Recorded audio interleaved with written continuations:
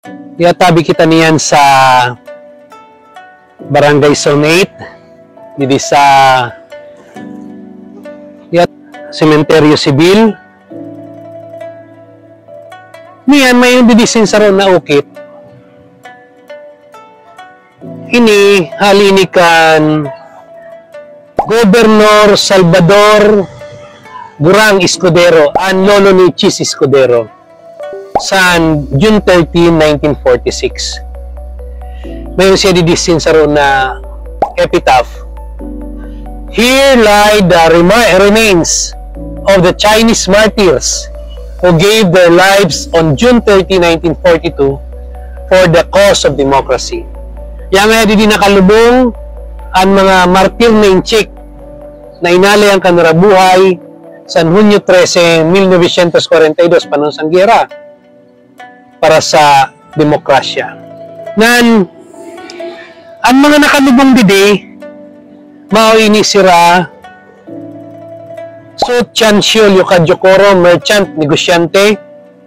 So Hongso, principal teacher. Yap Chongkiat, classroom teacher. Tapos may estudyante na upat, mga bataonon pa, na may sintulo na negosyante pa. Ini mga estudyante, mga teachers, mga estudyante ng teachers ini sa Bulan Chinese School sa ito na panahon. Kaya may nasad to sin Chinese School bago magkagera sa panahon sa Napon. Opo. So mga ini, naka-ukit doon Mandarin na lingwahe. Pero in raw translation, parang ang gusto sabihin, martyrdom for the righteous. Kamatayan na martir sa mga matwid ang buhay.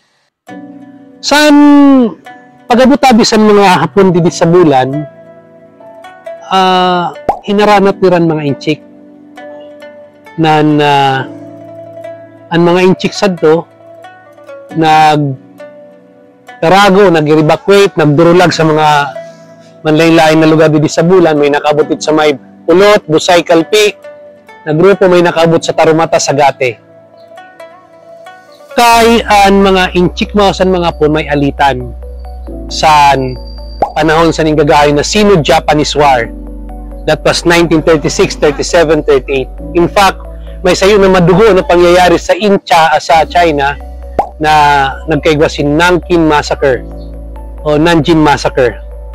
Na kunahin 300,000 na mga inchik ang pinaratay sa mga Japanese soldiers.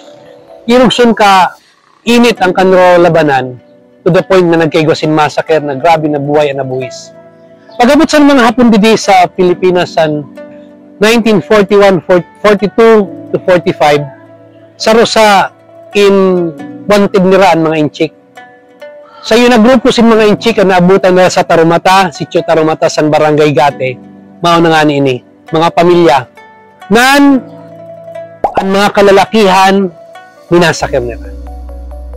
Ang sabi 13 daw ini ng mga tao inchik nan may dua pa na Pilipino na mga nagtukdo sa istorya, na mga nagtukdo nandiri na pinaligtas man sa mga Hapon ang Pilipino.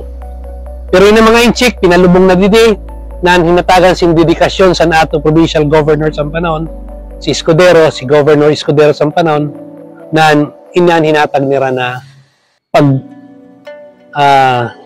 honra sa memorya sin ng mga Chinese martyrs, no? Kita lang nga nagyagi dito man araw kung anong nangyayari. Pero sa pala yung dakila na memorial para sa mga Chinese martyrs dito sa bulan. Kaya kisira imo doon ang dumdumon reparohon tayo ni, no? Sa panahon sin giyera ng digmaan, wala man sinagana kundi kulog sin bot, kapahitan sa buhay na epekto sin giyera. So, importante ang pagkasarayo ng katuminungan, ng katrangkiluhan sa nato mga banwa, ng pakimayad na relasyon sa kapwa nato.